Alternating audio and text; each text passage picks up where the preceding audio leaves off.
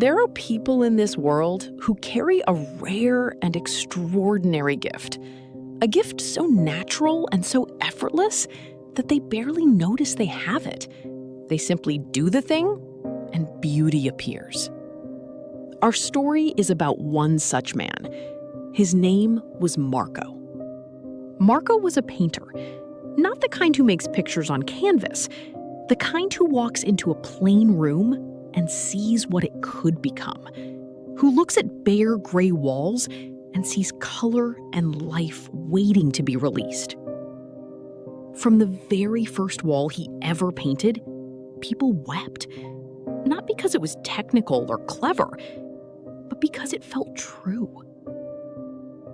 Word spread quickly. Commissions came from across the city, then from other cities, then from other countries. Marco painted the walls of palaces and the walls of small homes with equal care.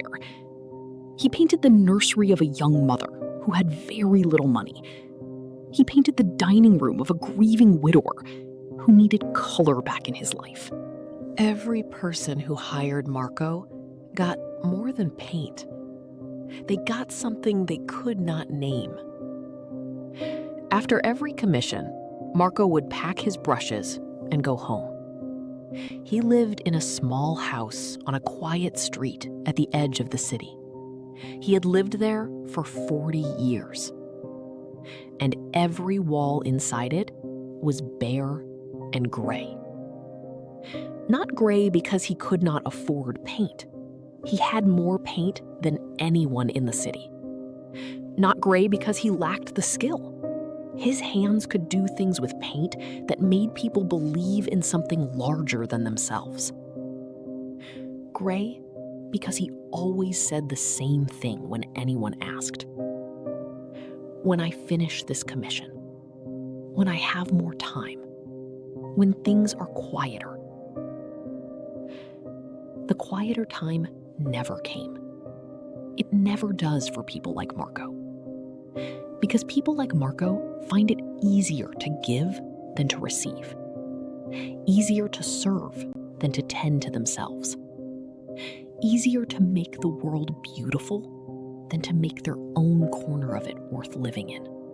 The years moved the way years do when you are always busy. Marco's hair turned silver, then white. His hands became slower, but no less sure. He taught his students everything he knew. He held nothing back. His students went on to paint some of the most beautiful walls in the world. And his own walls stayed gray. One winter, when Marco was 79 years old, he took on his final commission. A grand old library in the center of the city needed its walls restored. Marco worked on it for 6 months, every single day, without exception. When it was finished, it was widely agreed to be the most beautiful thing he had ever made. He came home that evening and made himself a cup of tea and sat in his gray kitchen. He looked at his gray walls for a long time. Then he stood up and walked to his storage room. And he chose a color, a warm, deep amber, the color of late afternoon light through old glass. He opened the tin, he loaded his brush, he stood before his kitchen wall, and he painted one stroke. Just one, long and warm and sure. And then he sat back down at his table, and he wept. Not because the stroke was not beautiful, but because he understood, sitting there alone in his gray kitchen, what that single stroke meant. It meant he had always known how to do this. He had simply never believed his own walls were worth his gift. Marco died 3 weeks later, peacefully, in his sleep. His students came to his home the following morning. They walked through his rooms.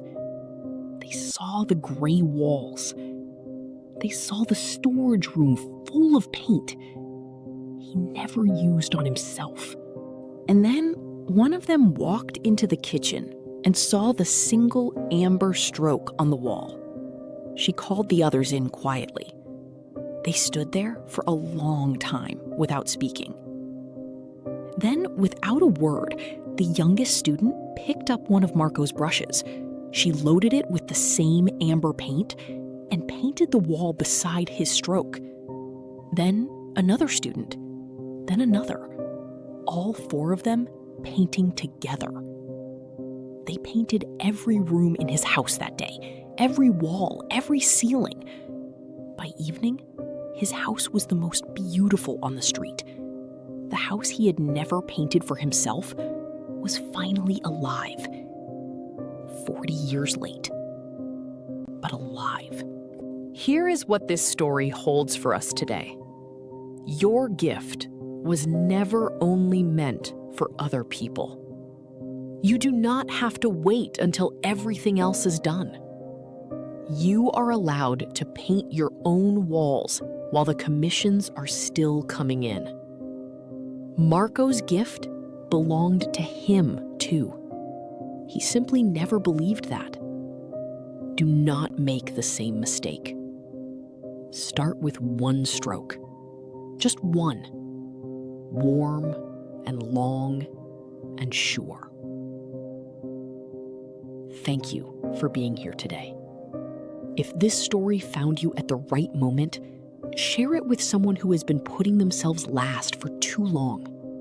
Leave a comment with one word describing something you have been saving for later.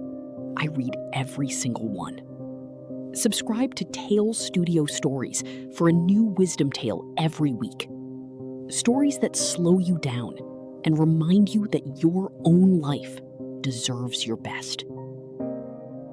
Until next time, paint your own walls.